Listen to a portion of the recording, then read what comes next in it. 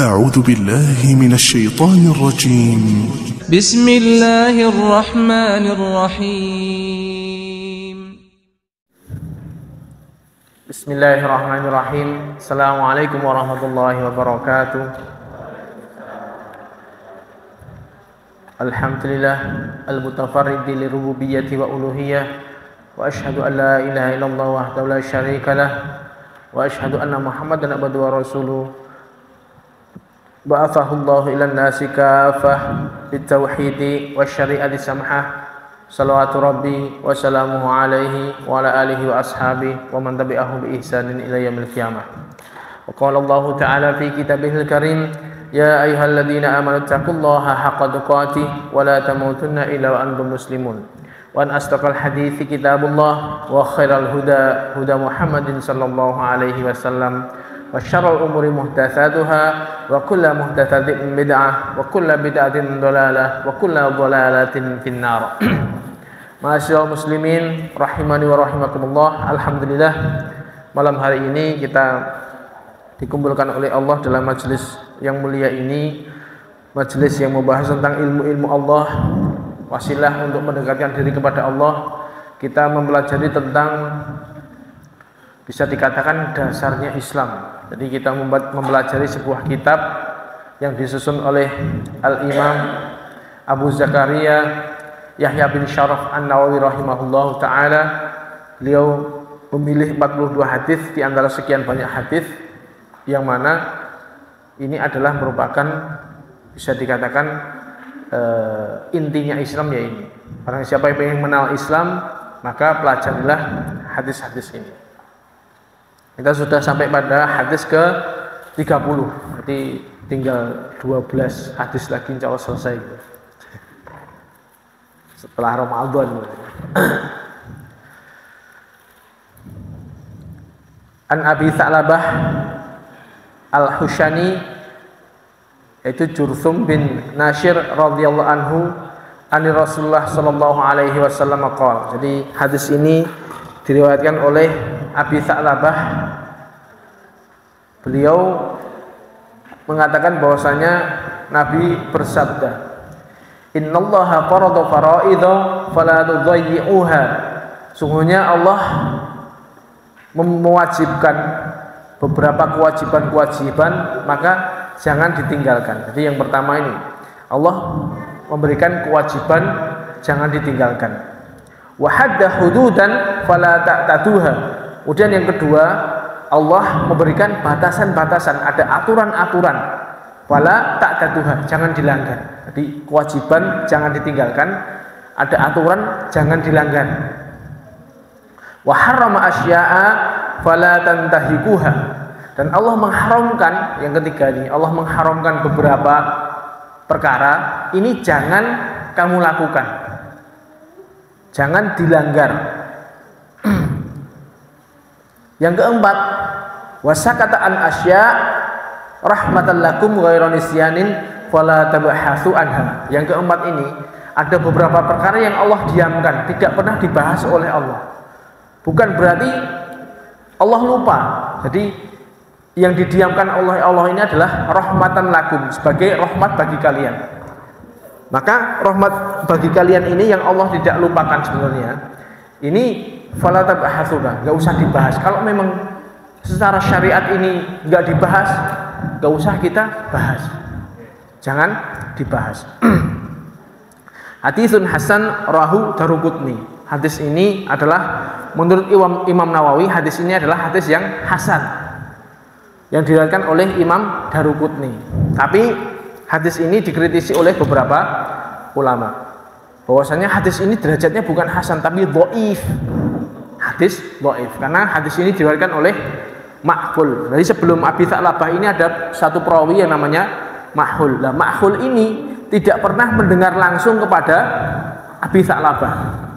Meskipun Ma'hul ini sezaman dengan Abi Tha'labah, tapi Ma'hul tidak pernah berguru langsung kepada Abi Tha'labah. Makanya hadis ini statusnya oleh para ulama dikatakan munqati', jadi terputus. Dan yang kedua, Ma'hul ini termasuk seorang mudallis. Jadi kalau kita belajar ini sedikit belajar tentang hadis nih, maksudnya secara umum aja. Jadi makhul ini seorang mudallis, dia sering menyembunyikan cacatnya hadis. Jadi makhul nggak pernah dengar dari Abi Tha'labah. Abi Tha'labah ini orangnya terpercaya. Kalau orang ngomong saya dengar dari Abi Tha'labah, ini berarti hadisnya bisa diterima. Tapi makhul ini dia seorang mudallis, dia sering menyembunyikan cacatnya hadis. Dia nggak pernah berguru langsung pada Abi Tha'labah, tapi dia mendengar dari orang lain. Misalnya si B, si Fulan.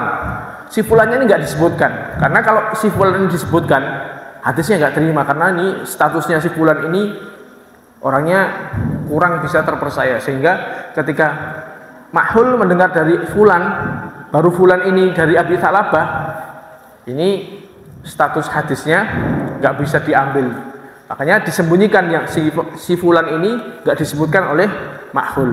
Saya dengar dari Abi Tha'labah, padahal nggak langsung. Ini makanya para ulama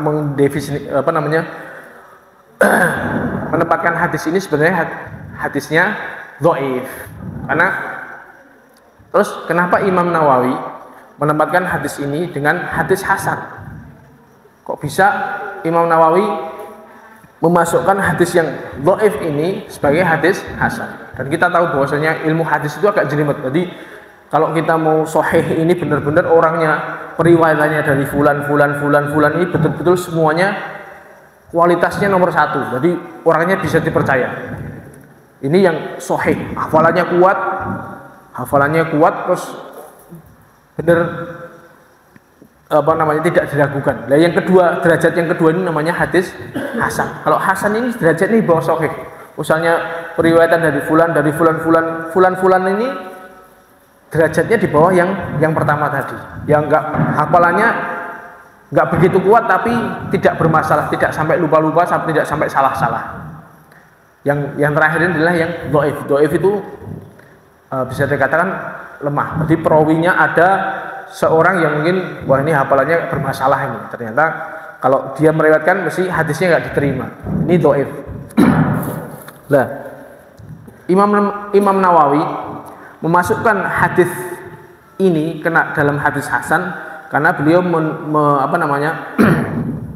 menurut beliau hadis ini meskipun dhaif tapi ada penguatnya dari riwayat-riwayat yang lain. Jadi makanya hadis yang dhaif ini jika ada penguatnya bisa naik menjadi hasan li ghairihi. Jadi hadis ini naik derajatnya jadi hasan sebab ada periwayatan hadis-hadis lain yang semakna dengan hadis ini. Seperti halnya yang disebutkan di sini, yaitu hadis yang diriwayatkan oleh Imam Daruqutni bahwasanya Rasulullah sallallahu alaihi wasallam bersabda, "Ma ahlallahu fi kitabihi fahuwa halalun, wa ma harrama fahuwa haramun." Jadi yang telah Allah halalkan dalam kitabnya maka hukumnya itu halal. Yang telah Allah haramkan maka hukumnya haram. Wa ma sakata anhu fahuwa afun. Yang Allah tidak sebutkan maka itu adalah Allah maafkan. Maksudnya ya perkara yang Allah diamkan, nggak usah digubris, nggak usah dibahas. Faqbalu minallahi afiyatahu, maka terimalah yang Allah maafkan itu. Fa innallaha lam yakun yansa syai'an tsumma. Jadi Allah tidak akan lupa terhadap sesuatu. Segala sesuatu pasti Allah mengetahuinya. Nggak mungkin Allah lupa. Jadi yang Allah diamkan memang sengaja didiamkan oleh Allah, tidak dibahas secara syariat, yang nggak usah dibahas. Jadi ada penguat hadis tadi sehingga hadis yang asalnya dhaif ini bisa naik derajatnya menjadi hasan li ghairihi. Dan ini termasuk ilmu yang jelimet dalam ilmu hadis. Tapi kita sedikit tahu bahwasanya Imam Nawawi memasukkan hadis yang dhaif ini dalam hadis hasan karena yaitu tadi hasan ini karena dikatrol dengan hadis-hadis yang lain sehingga naik derajatnya menjadi hadis hasan li ghairihi.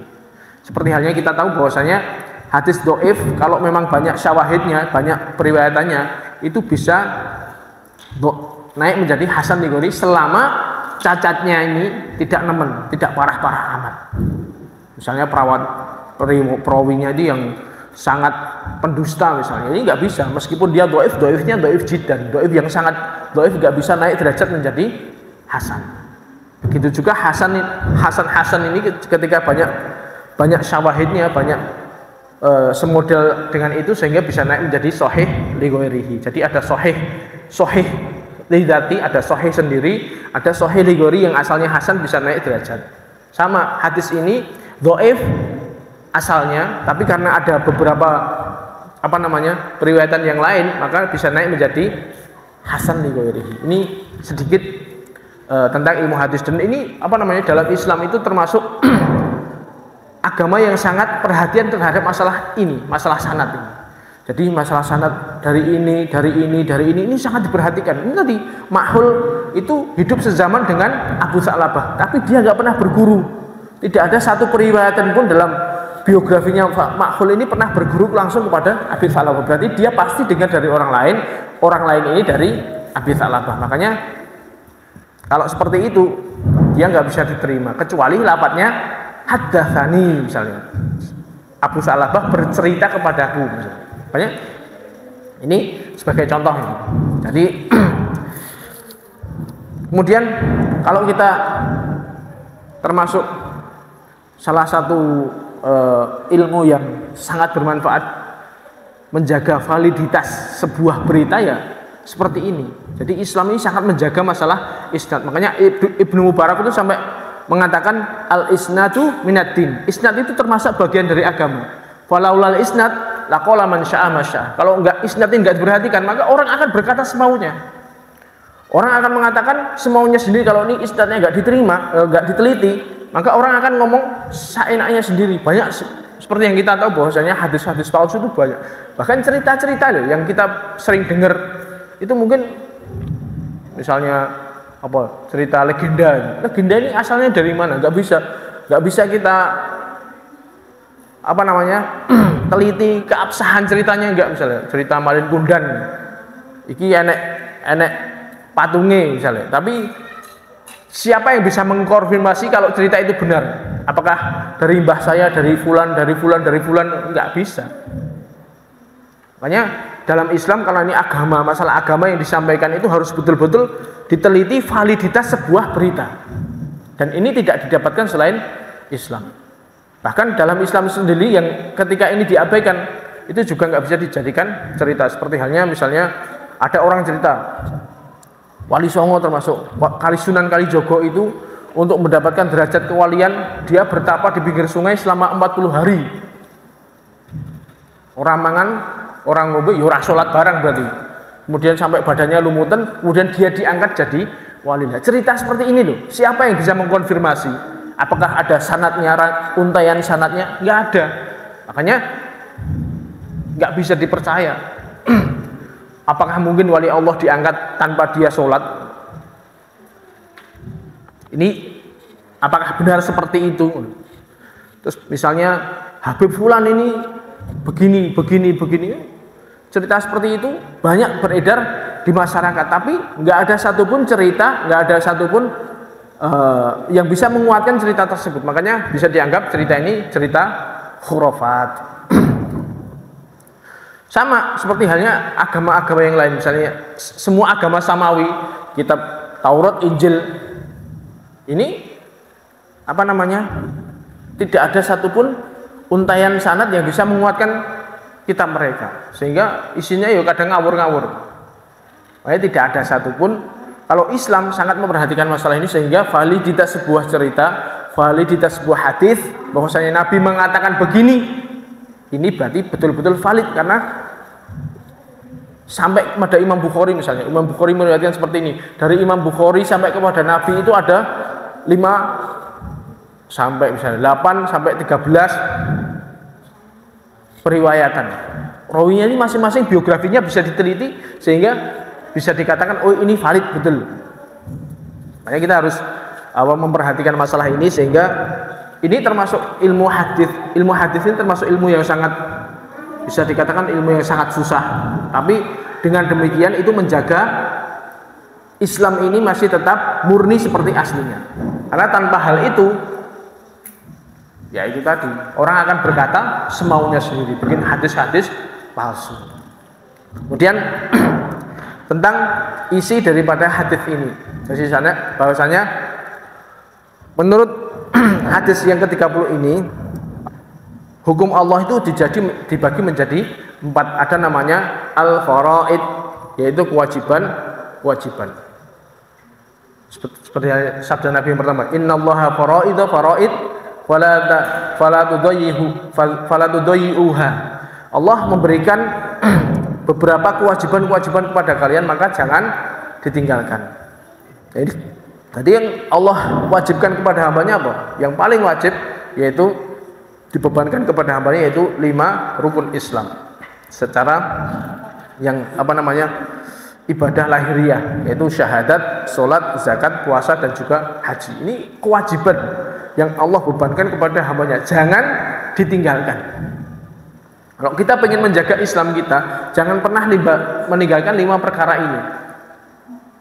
Dan ilmu yang berkaitan tentang hal ini juga termasuk kewajiban kita. Makanya kalau kita harus belajar tentang bagaimana tata cara sholat, kemudian tata cara zakat, puasa Ramadan, ini semuanya juga kalau ibadahnya wajib, mencari ilmu tentang masalah itu juga hukumnya wajib. Makanya ada yang namanya fardu ain, ada namanya fardu kifayah. Yang namanya fardu ain itu kewajiban yang dibebankan masing-masing individu.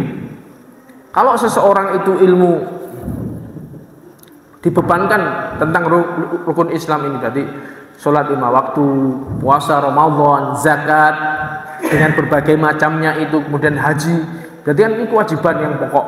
Dan bertauhid, pernyataan tauhid itu juga termasuk kewajiban. Nah, ilmu yang berkaitan tentang ini berarti juga termasuk hal yang wajib, harus dicari. Mengatakan Islam, masuk Islam misalnya, tapi nggak pernah mencari ilmu tentang ini, sehingga sholat nggak ngerti, poso rambu-rambu ini nggak boleh seperti itu.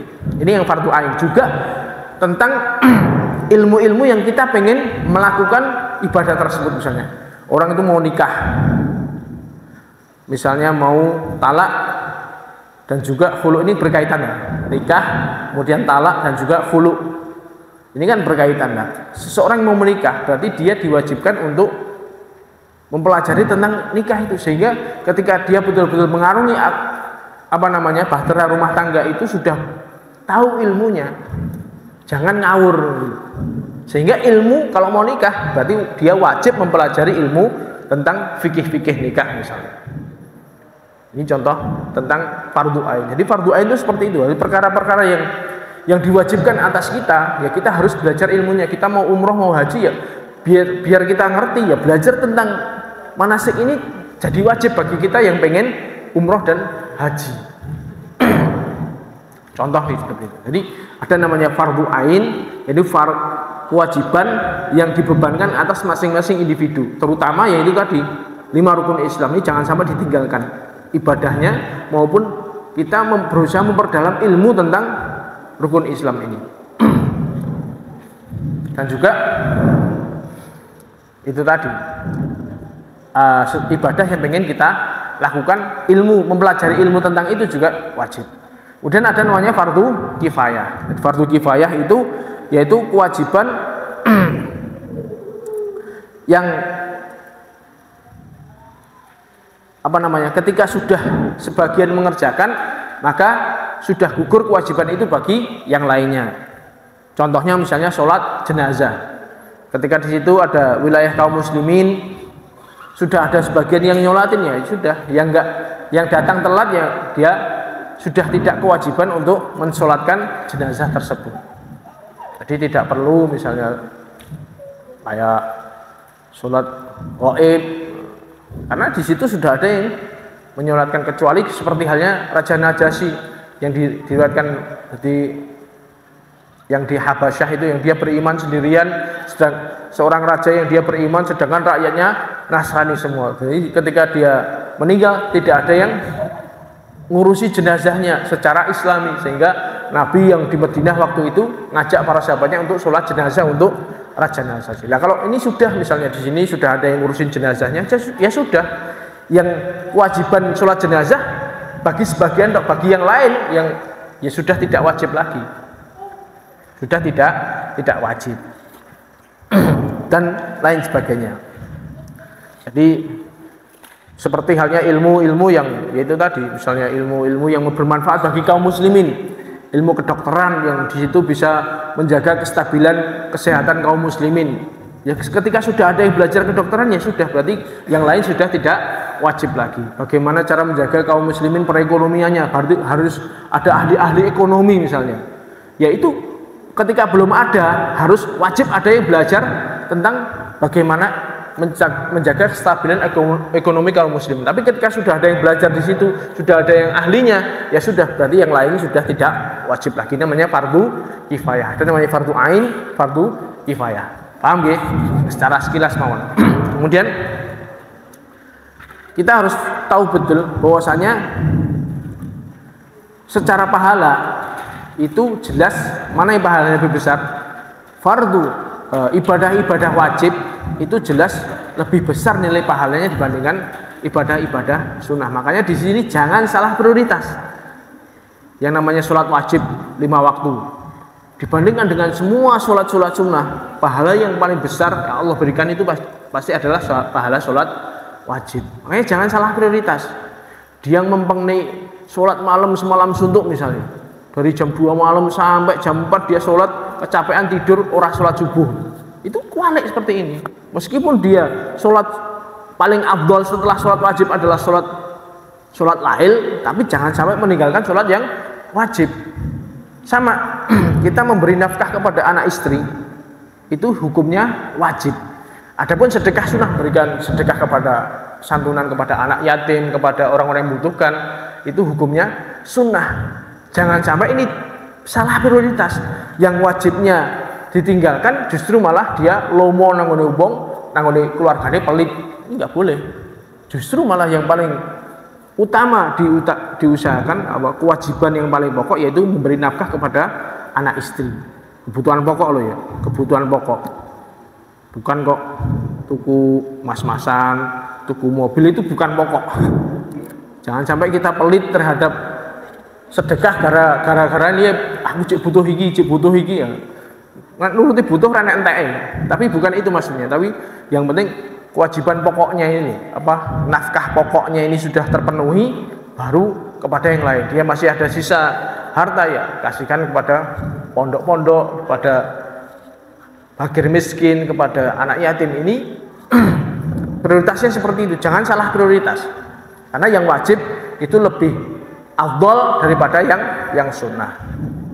Paham ya? Ini tentang kewajiban yang Allah berikan kepada manusia. Makanya Nabi meling yang pertama, ketika Allah memberikan kewajiban kepada kita, jangan ditinggalkan. Karena hukum meninggalkan ini berat. Dosanya termasuk dosa besar. Kemudian yang kedua, hudud. Wa hadda hududan fala ta'taduha. Dan Allah memberikan batasan-batasan, maka jangan kalian langgar. Nah, menurut para ulama, makna hudud di dalam Al-Quran dan Sunnah dalam hadis ini ada 3 makna. Ada 3 makna. Yang pertama, hudud ini adalah aturan-aturan Allah. Seperti halnya dalam surat At-Tolak. Misalnya Allah ketika membahas masalah perceraian. Ya ayyuhan nabi, idza talaqtumun nisaa fatallikuhunal iddatihinna wa ahsul iddah. Wahai Nabi, ketika kalian menceraikan istri-istri kalian, maka hendaklah kamu ceraikan mereka pada waktu yang mereka dapat menghadapi iddahnya dengan wajar. Wahsul iddah, dan hitunglah waktu iddah itu. Wattaqullaha rabbakum.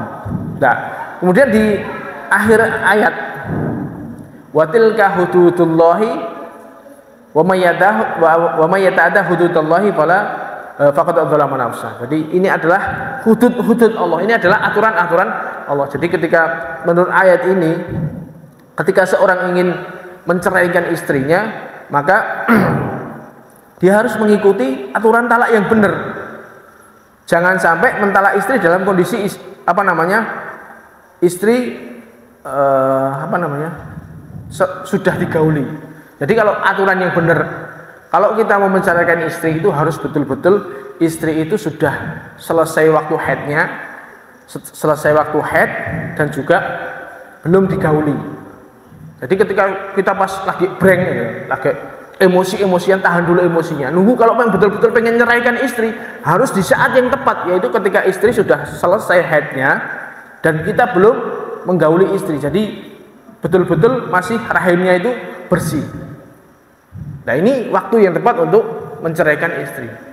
Ini kadang-kadang tidak difahami oleh bahkan orang yang sudah menikah, sekalipun sudah menikah lama, ini nggak ngerti. Makanya ini termasuk fikih talak. Jangan sak-sae. Jadi yang terjadi sekarang ya banyak, ketika emosi langsung jatuh talak. Emosi, padahal istri sedang haid. Ini nggak boleh, itu termasuk haram. Termasuk talak yang tidak syar'i. Sehingga ternyata ketika aturan Allah ini dilanggar, banyak sekali permasalahan-permasalahan yang timbul setelah itu. Dan ketika sudah ditalak, dia tidak boleh dikeluarkan dari rumahnya. Biasanya kalau sudah cekcok antara laki-laki dan perempuan, sing wedok mungkin pulang ke rumahnya, atau mungkin si suami ngusir istrinya keluar, ya bisa. Padahal itu nggak boleh. Tetap ketika sudah jatuh talak, kamu saya talak, ya dia di situ selama masa iddah tetap di rumah itu, tidak boleh keluar. Ini termasuk fikih talak seperti itu. Makanya di akhir ayat Allah mengatakan tilka hududullahi fala wa may yata hududullah faqad dzalama nafsa. Barang siapa yang melanggar hudud-hudud Allah ini, maka dia telah mendolimi dirinya sendiri. Ini nggak boleh.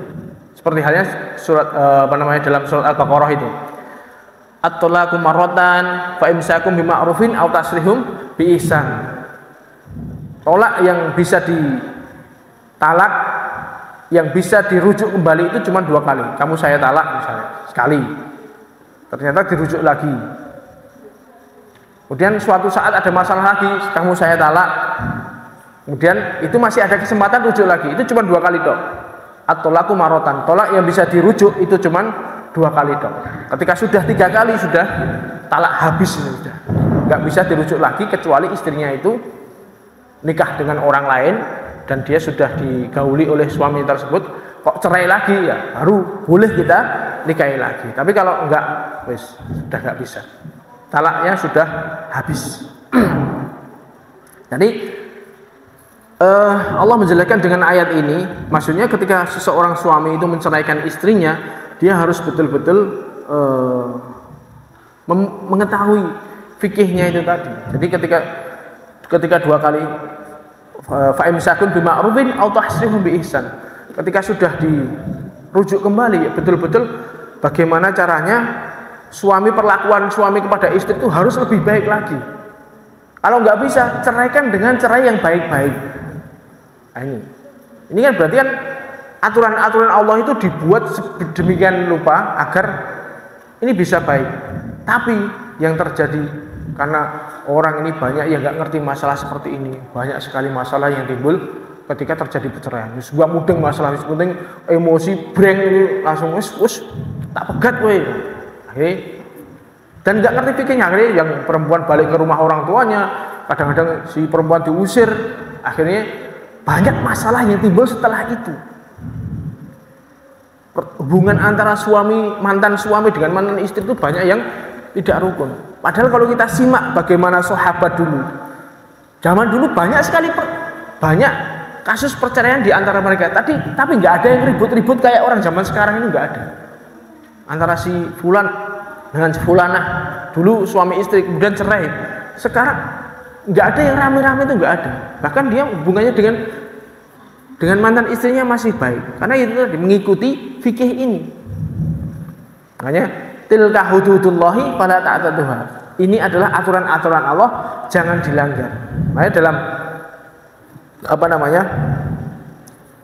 itu tadi aturan-aturan Allah ketika ini dijalankan, maka bisa menjadikan solusi yang banyak di dalam setiap permasalahan. Makanya dalam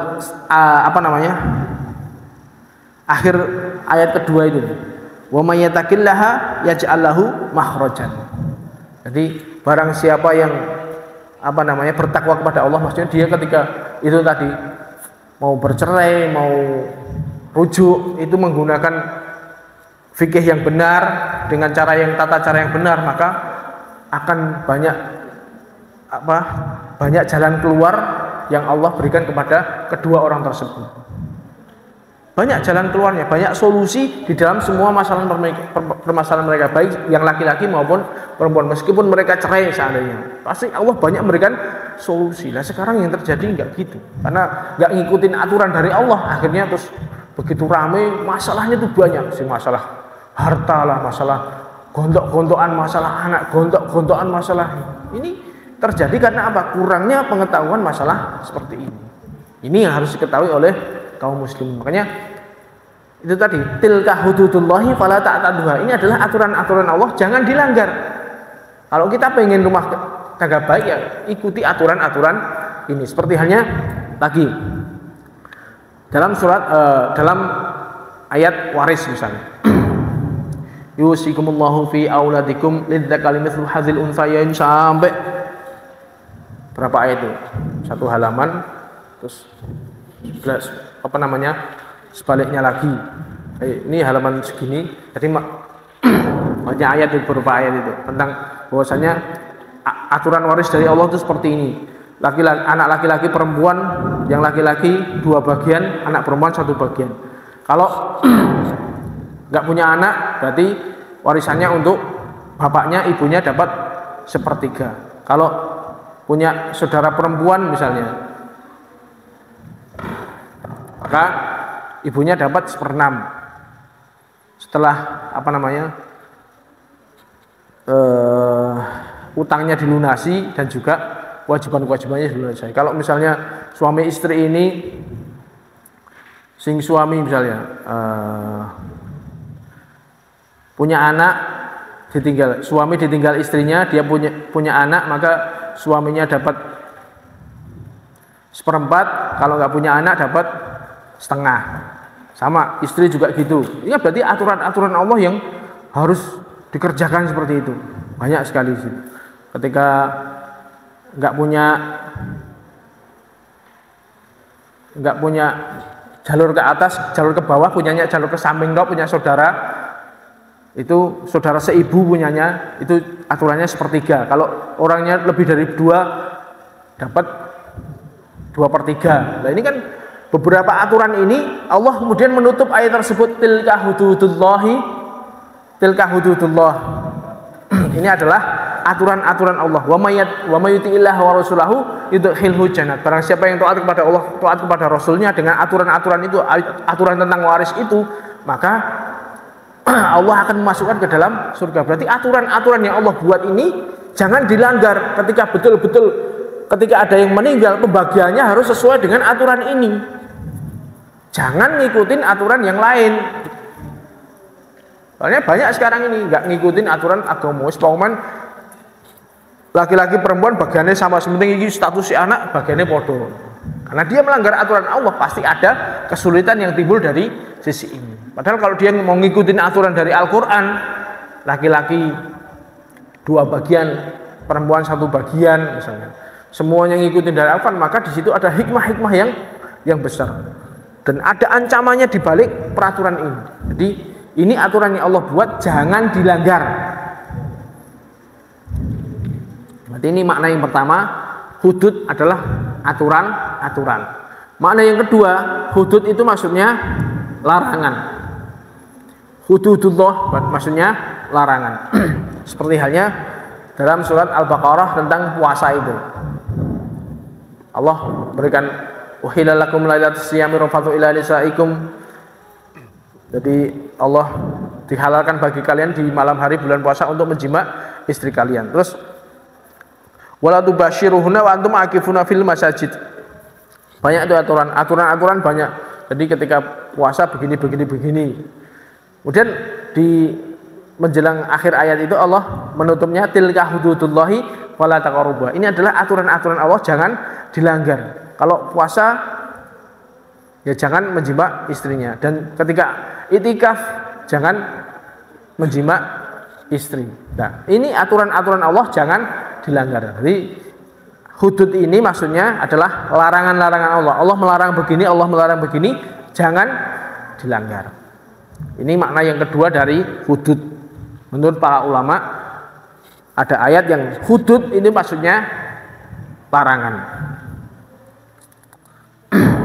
Kemudian Yang ketiga, hudud ini maksudnya aturan-aturan yang Allah sudah terapkan, seperti halnya ketika orang yang berzina, ini hadnya, hududnya adalah dia harus ditegakkan ketika dia belum menikah harus dicambuk 100 kali misalnya. Kemudian ketika sudah menikah dilempari batu sampai mati bagi orang yang berzina. Kemudian orang yang mencuri tangannya dipotong. Nah, hudud ini maksudnya adalah aturan-aturan Allah yang sudah Allah tetapkan kepada sebagai syariat. Makanya ketika ada kasus seorang perempuan dari Bani Mahzum yang dinyatakan dia mencuri, karena di situ asalnya itu dia minjem,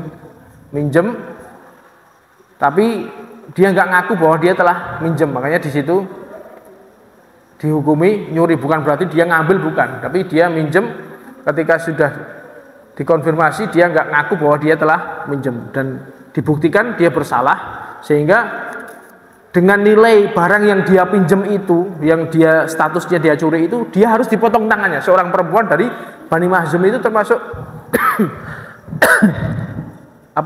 kabilah yang tinggi di dalam Quraisy.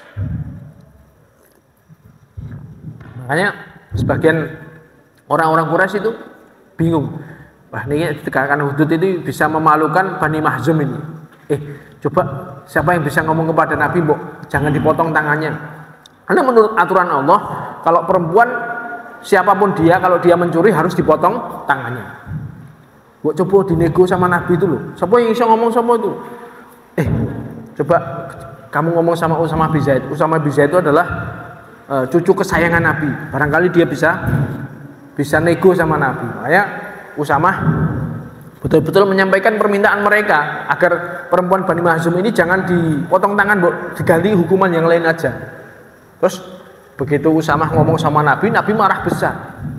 Atashfa'u fi hati min hududillah. Wahai Usamah, apakah kamu akan memberikan syafaat untuk membatalkan hukum had yang telah Allah tetapkan? Berarti had di sini hukum hudud itu maksudnya hukuman-hukuman yang sudah Allah tetapkan kepada hambanya. Kemudian setelah Usamah tadi ngomong gitu, Nabi khutbah. Innama ahlakan alladhi qablakum annahum kanu idza saraka fihi musyarif taraku. Sungguhnya yang bikin rusak kaum-kaum sebelum kalian, yaitu Yahudi Nasrani, yaitu ketika ada yang mencuri di kalangan mereka dari keturunan yang mulia, orang-orang terpandang, itu mereka enggak menghukumnya dengan hukum yang sebenarnya. Tapi wa idza saraka fihi mudhaif aqamu alaihi had. Ketika yang nyuri ini orang-orang biasa, orang-orang rendahan di kalangan mereka, maka ditetapkan hukuman itu ditegakkan setegak-tegaknya. Waimullah, sampai Nabi itu bersumpah, waimullah, lau anna Fatimah binta Muhammadin saraqat laqata'tu yadaha. Demi Allah, seandainya anakku Fatimah nyolong konangan dan bisa dibuktikan nyuri, maka tak potong tangannya dengan tanganku sendiri. Maksudnya Nabi betul-betul menegakkan hukum-hukum Allah. Saya nggak peduli seandainya yang nyolong itu anakku sendiri, tak potong tangannya. Ini menunjukkan bahwa makna yang ketiga dari hudud ini adalah hukuman yang sudah Allah terapkan. Jadi yang pertama tadi aturan-aturan Allah, yang kedua tadi larangan, yang ketiga aturan yang sudah Allah terapkan ya. Yang sesuai maknanya dengan hadis ini yaitu yang mana? Yang pertama. Di hadis ini kan mengatakan mana tadi?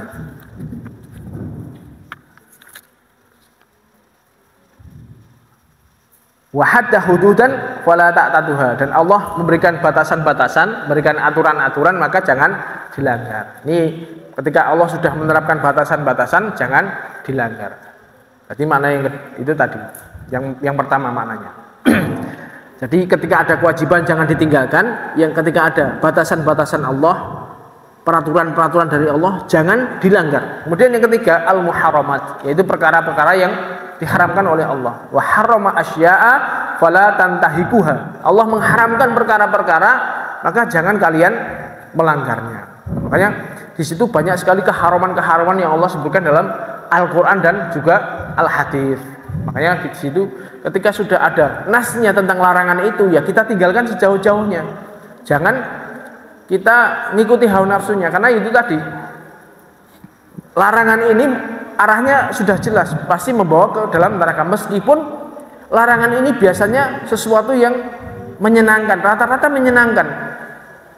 Hufatin nari bisyahawat. Jadi neraka ini dikelilingi dengan hal-hal yang menyenangkan syahwat, zina, kemudian dia minum khamr. Ini hal-hal yang menyenangkan.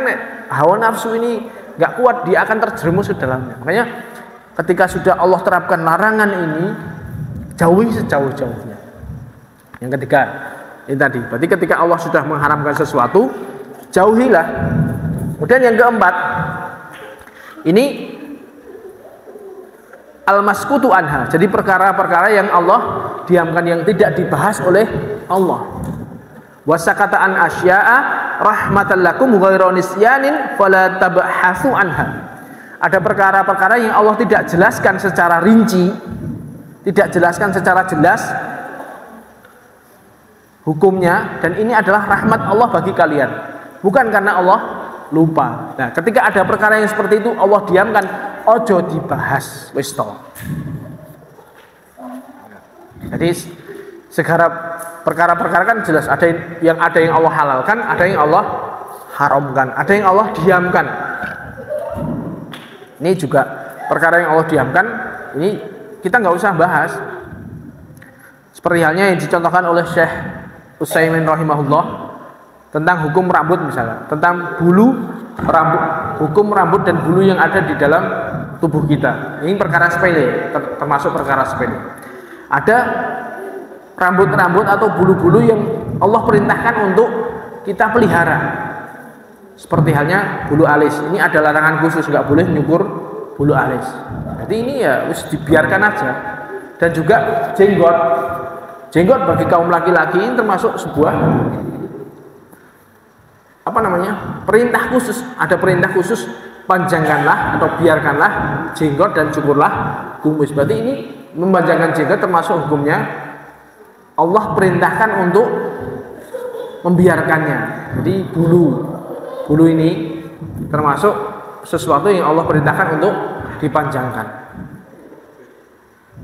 Kemudian yang kedua, ada bulu-bulu yang Allah perintahkan untuk nyukur. Termasuk yang Allah perintahkan untuk dicukur bulu-bulu tersebut, seperti halnya bulu ketiak, kemudian kumis, kemudian bulu kemaluan, dan berapa itu, ada berapa? Itu ya Allah perintahkan untuk dipotong. Nanti ada yang Allah perintahkan untuk dibiarkan, ada yang Allah perintahkan untuk dipotong. Tapi ada yang didiamkan. Wis, adapun bulu-bulu yang lain ya silahkan, mbok dawak ke karepmu, mbok potong ya karepmu, karena ini nggak ada perintah khusus. Bulu kaki misalnya, bulu dada. Ini berarti di sini nggak ada perintah khusus, nggak ada juga larangan khusus juga. Wis terserah. Ingunan karepmu istilahnya dibiarkan juga silahkan. Contoh lagi, di antara perkara-perkara yang Allah diamkan bahwasanya di zaman Nabi itu kan ya Nabi bermuamalah dengan orang-orang kaum musyrikin. Nah, suatu saat di dalam sebuah hadis itu Nabi pernah minta wudu dari tempat minumnya orang musyrik. Dan kita tahu orang musyrik dia pasti tidak menyembelih hewan tersebut secara syariat. Bisa jadi kulit yang dipakai ini bukan kulit hewan yang sudah halal dan lain sebagainya. Jadi tapi ketika Nabi wudu ya sudah, Nabi wudu gitu aja, nggak nanya asalnya, ini kulit sing tak nggo iki lho wis kok ngendi, enggak. Jadi nggak usah ketika sudah perkara kita memakai tempat-tempat itu tadi kaum musyrikin ya pakai aja, nggak perlu nanya secara detail. Padahal seperti halnya ketika Nabi dikasih makan orang-orang Yahudi ketika Khaybar itu, Nabi disuguhi daging dari seorang wanita yang akhirnya daging itu diracuni, tapi oleh Nabi daging itu dimakan. Padahal kita tahu bahwasanya orang-orang Yahudi itu gemarnya makan riba dan dia mengambil hartanya orang dengan cara batil. Wa akhdhimu riba wa qatunuhu anhu wa aqlim amwalan nasi bil batil. Jadi orang-orang Yahudi itu mereka suka makan riba dan juga memakan harta orang lain dengan cara yang batil. Ini ketika Nabi dihadiahi makanan dari orang-orang Yahudi, Nabi gak nanya, iki daging iki dibelah apa ora, apa piye, enggak, dimakan oleh Nabi. Ya, begitu juga dengan hukum sembelihannya orang-orang ahli kitab. Orang-orang ahli kitab siapa? Ahli kitab itu adalah orang-orang yang memiliki kitab, yaitu orang Yahudi, orang Nasrani dan juga orang Yahudi dan orang Nasara. Ini boleh makanan dari mereka, sembelihan mereka halal. Seperti halnya yang Allah sebutkan dalam surat Al-Maidah, al-yaumu uhilla lakumut thayyibat wa tu'amul ladzina utul kitaba hilul lakum wa tu'amukum hilul lahum. Hari ini 1400 tahun yang lalu ketika Allah menurunkan surat Al-Maidah ini, berarti Allah menghalalkan yang baik-baik. Jadi sembelihannya ahli kitab itu halal bagi kaum muslimin, sembelihannya kaum muslimin halal bagi Yahudi Nasrani. Jadi ketika kita dapat hadiah dari non muslim yang di situ ahli kitab Yahudi Nasrani, terima aja nggak apa-apa. Dagingnya diterima aja, dimakan, nggak ada masalah. Nggak perlu nanya-nanya. Iki piye statusnya belah tenan mora, kowe nyebut ke nama Allah apa namanya Yesus misalnya. Nggak perlu. Karena itu sudah dihalalkan oleh Allah. Jadi ini status makanan seperti itu. Ya ketika sudah Allah diamkan, Allah sudah ada nas khusus, ya nggak perlu ditanya secara mendetail. Seperti hanya Ibnu Umar, asar Ibnu Umar, ketika beliau makan keju yang diproduksi dari Persia, sedangkan orang-orang Persia itu agamanya Majusi. Ini keju made in Persia. Sedangkan orang-orang Persia ini orang-orangnya apa namanya? Agamanya Majusi. Majusi penyembah api, jelas. Nah, mereka jelas ketika memproduksi hewannya, menyembelih itu tidak sesuai dengan syariat, bahkan tidak disembelih atas nama Allah. Tapi produksinya istilahnya, ketika Ibnu Umar makan ini ditegur, kok kamu makan makanannya orang Persia toh? Jawabannya Ibnu Umar simpel, saya beli di pasarnya kaum muslimin sing dodol Islam. Barangnya aku gak takon seko ngendi. Yang penting saya beli di pasar kaum muslimin, ya sudah saya makan. Selesai. Kita perlu menyikapi beberapa hal seperti itu. Jadi tidak perlu memberatkan sehingga kita malah berat sendiri. Lah iki aku nek dodol tuku nang ngene kae lah, kae duwe kirik ngono kok. Lah ngomong dadak. You know, kita hal-hal yang seperti ini yang sebenarnya nggak perlu dipermasalahkan, ya nggak usah dipermasalahkan. Ada beberapa yang seperti itu. Misalnya kita meyakini bahwasanya tahlilan itu tidak disyariatkan. Kita meyakini seandainya tahlilan itu tidak disyariatkan. Kita diundang tahlilan, hukumnya boleh apa enggak? Ya enggak boleh. Karena kita yakin bahwasanya tahlilan beberapa ini misalnya tidak disyariatkan. Tapi ketika kita dikirimi makanan, ini besek. Sing yang punya hajat Islam, kaum dia muslim, dimakan apa enggak dagingnya? Makan aja, enggak ada masalah. Selama yaitu tadi yang sing duwe gawe lo Islam.